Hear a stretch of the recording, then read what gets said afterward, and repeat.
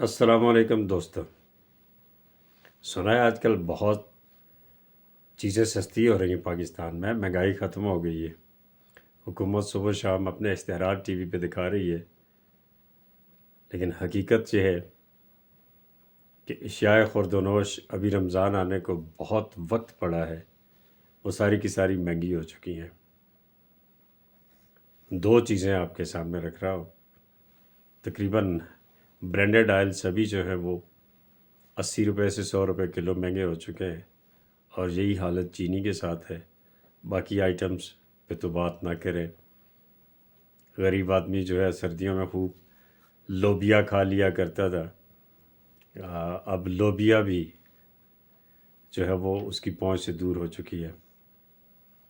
تو stock exchange بہرحال بہت اوپر جا رہی ہے، انڈیکیٹر ہے نا اکانومی کا، لیکن غریب آدمی کے ساتھ کیا ہو رہا ہے یہ وہی جانتا ہے۔ لیکن مزے کی بات ہے کہ پھر بھی خاموش ہے۔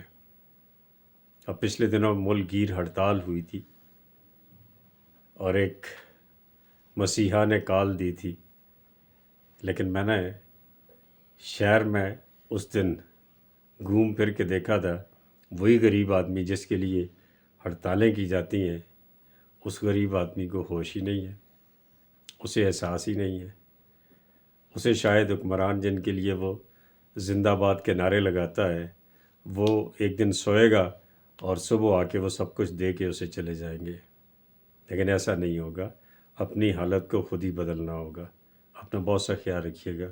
اللہ حافظ۔